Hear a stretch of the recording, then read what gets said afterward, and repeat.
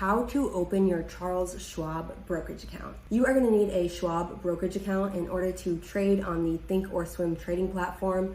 So I am going to take you through all of the steps that you need to go through in order to open your account and get started trading on Thinkorswim. This is a process that nobody really wants to have to do, so let's just get on into it. I am going to go through step by step on how to complete the application and get your account open.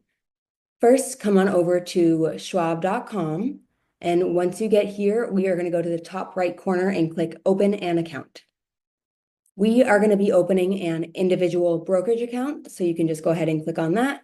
And let's get our individual brokerage account open. Come on down to the bottom and click Get Started. This page is going to ask you to fill out some personal information. Remember, this is a financial account, so go ahead and fill in all of your personal information, and then at the bottom, go ahead and click Continue. And this page is going to ask us to create a login ID and password that we will use to log into our Schwab brokerage account and our Thinkorswim platform. So go ahead and fill that out and then click Continue at the bottom. And this page is going to ask where you live and your location information. So go ahead and fill that out and then click Continue. This page is asking if you would like to add a trusted contact. You can if you want someone else to have access to your account if needed, but I'm not going to do that. So I am just going to go ahead and click Continue. Now it is going to ask why we are opening this account. Right here, you can go ahead and click General Purposes. And the next question is going to ask what your source of funds are to fund your brokerage account. So you can just select whichever of these apply to you. And then at the bottom, go ahead and click Continue. Now this page is asking your employment status. So go ahead and click this drop down here and select whichever applies to you. If you are employed, it's going to ask some information about your employer. So just go ahead and fill all of this out and then click Continue. This page has some questions that they have to ask everybody when opening financial brokerage accounts. So it's going to ask, do you have any family members who are 10% shareholders of publicly traded companies and publicly held companies? Most of us, this is going to be no, but if it does apply to you, then click yes. And the next question is going to ask if anybody that's associated with this account is a part of a registered broker-dealer, FINRA, or a stock exchange.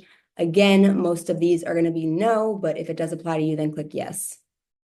Now it's asking if you would like to add any of these extra features, so you can just go ahead and select what applies to you. I'm just going to leave it as is and click Continue. This page is asking if we would like to add any of these trading features.